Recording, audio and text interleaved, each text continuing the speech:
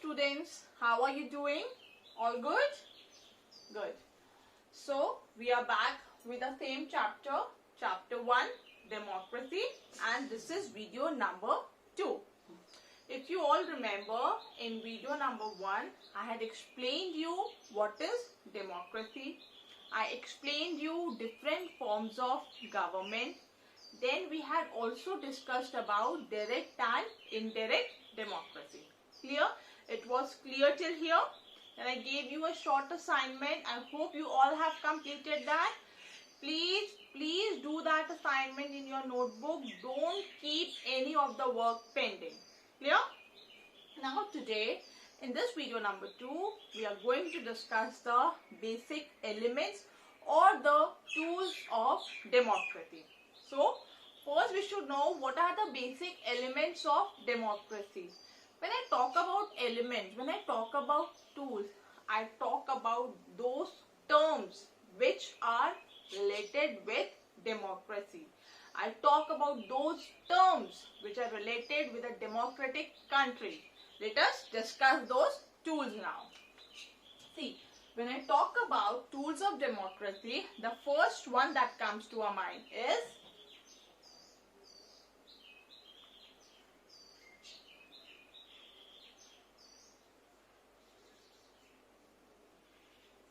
elections.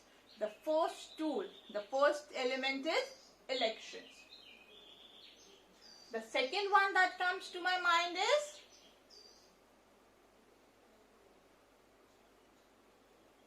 public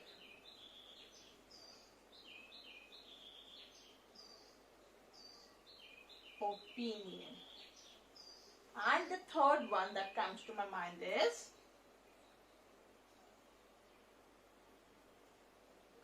rule of law. So basically, these are the three most important elements of democracy, that are elections, public opinion, and rule of law. So we start with elections first. What are elections? If I ask you in a simple word or a simple language, what do you mean by elections?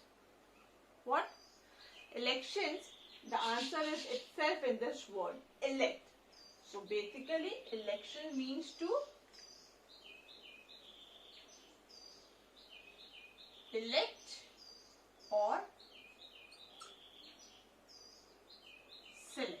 This is the simple definition of elections. To elect or select whom? The government we want. Election means to elect our representative whom we want to come into power. Why are elections important, by the way? Why do you think these elections, elections are conducted at a fixed interval of time? And why are those elections conducted? Because those elections give us the right to select our government. It gives us the right to select our representative whom we want to work on the top on our behalf, whom we want to make laws for us, whom we want that this government or this party should represent our country when we talk about government. That is why these elections are important. Now, elections you all have seen at your home. When elections happen after a fixed interval of time, you see your parents or your elders going out to vote. Why do they go out and vote? Why? Think? Why do you think? Suppose it is a Sunday, it's a holiday. So they can also sit and relax, they can watch their favorite movie, they can just sleep throughout the day. They least bothered, why will my one vote matter? Why should I go out and vote? Why do they go? Have you ever asked them? This is my first assignment for you today. Ask your parents, why do they go out and vote during elections? Clear? You'll have to find this answer for me. I am giving you my opinion. See, they go out because they know that their one vote counts a lot. Every single vote counts. They want that their country should be in safe hands. They want that a person who can actually work for a country without any selfish motive should rule the country, should make laws for the country. That is why they go out and vote for their government. But you have to find it out, your opinions, your parents' opinion, and you need to tell me. Clear? We are done with the elections. I am repeating once again. Election basically means to elect or select your own representative, your government. And elections are important because it gives you right to select your representative. Now, when I talk about in India, the voting age here is 18 plus. Okay, 18 plus can go out and vote. All adult men and citizens, all adult men and women have the right to vote. It is not that there is a particular category, there is a particular class, there is a particular section who can only vote. It is not like that. Everybody who is a citizen of the country, who is 18 plus years, can go out and vote. So, two things which we have to keep in mind when we go out to vote is, first is citizen of the country. Second one is 18 plus. Okay. Only these two factors matter when a person has to go and vote. Rest, everything becomes secondary. It does not matter you are a male or you are a female. It does not matter you are rich or poor. Nothing matters. Only the thing matters is you should be the citizen of the country and you should be 18 plus years of age. Clear till here? Elections are over. Next element of democracy is public opinion. Now, this public opinion is a part of elections only. How? See, now you have done your part, you have given your vote, you have selected your government. How public opinion plays a role?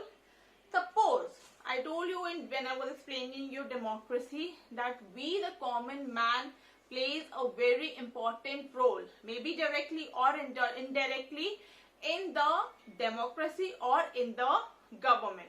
How? See, if you remember my video number 1, I told you if we are not satisfied with the government, we have the right to change the government in the next election.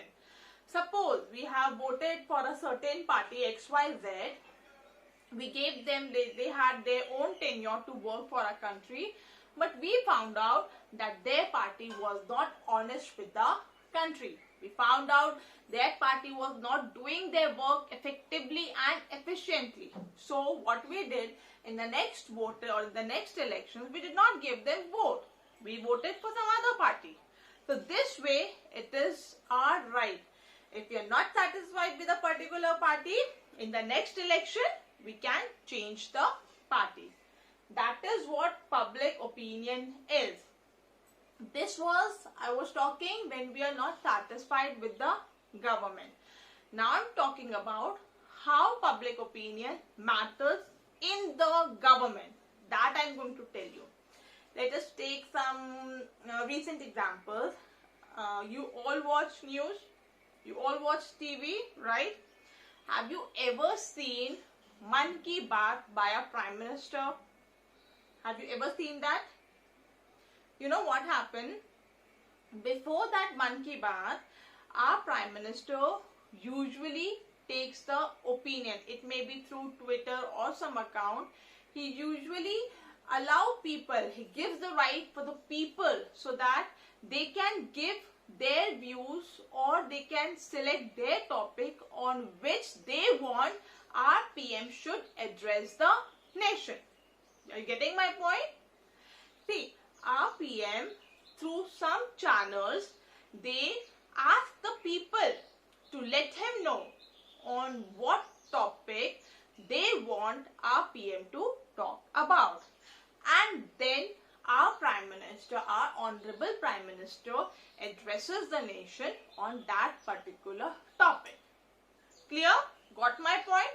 That we have, just go and see Man Ki Baat. You'll get to know what I am talking about. See that, okay?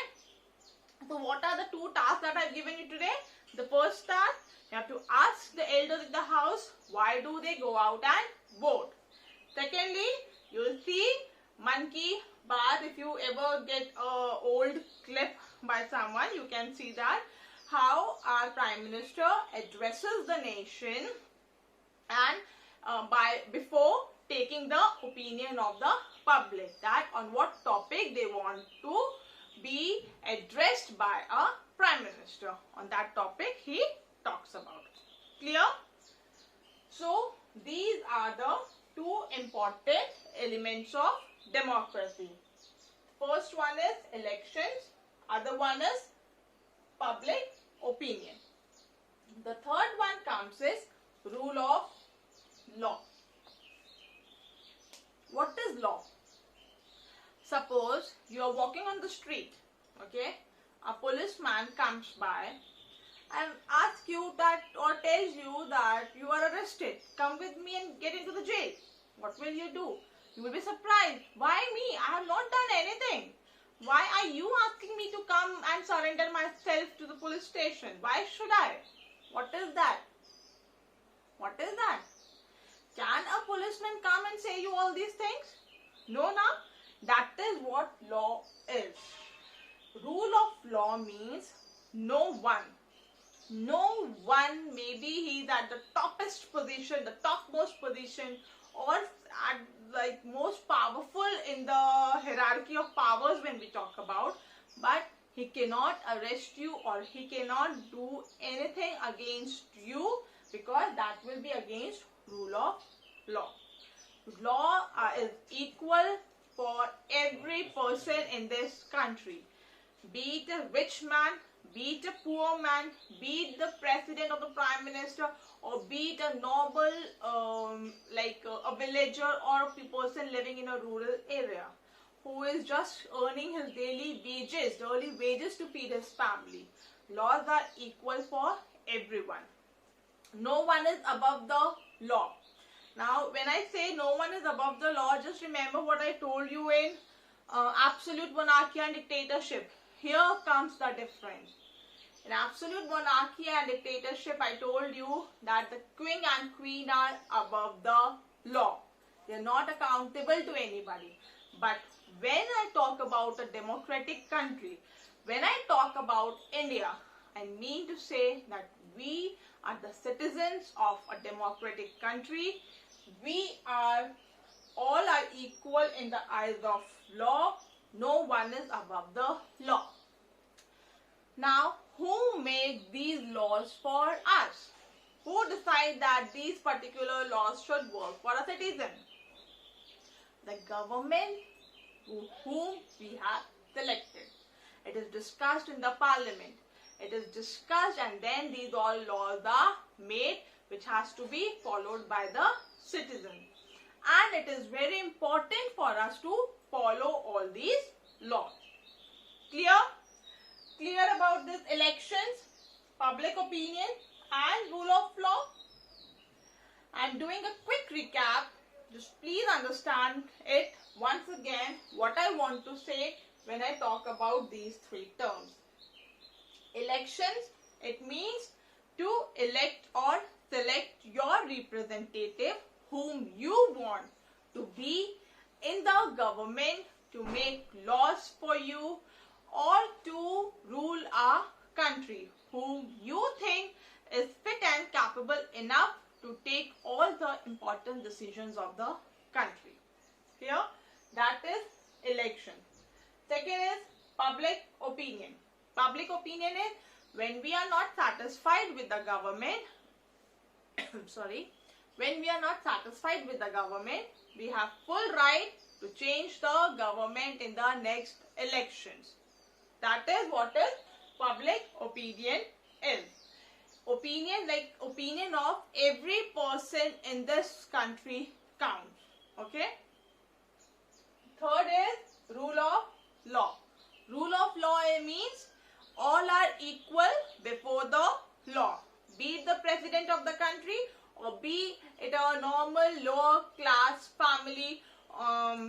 a middle class family or anyone who is a citizen of this country.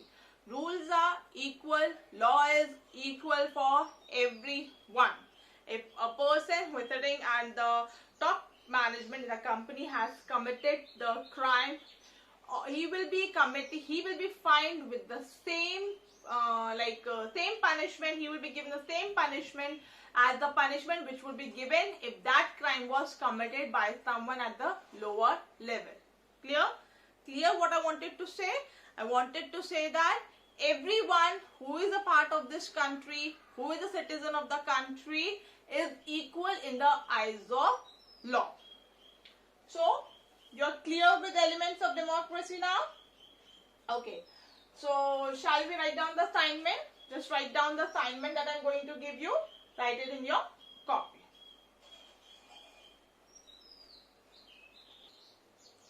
Okay.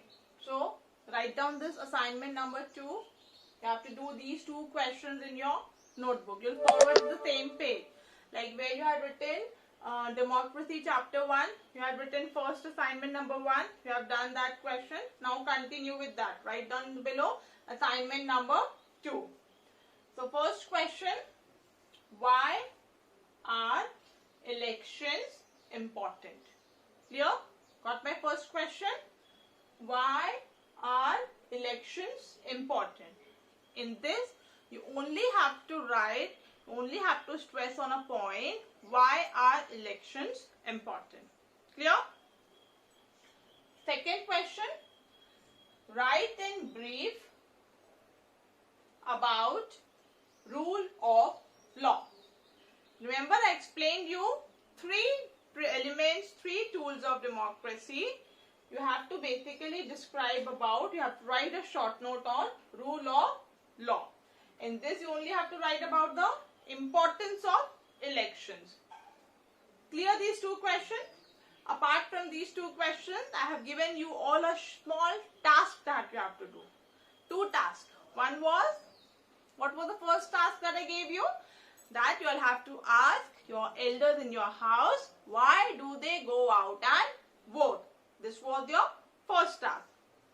Second task was, if you see any old clip, if you get a chance to see any old clip of Man Ki Baat. Clear?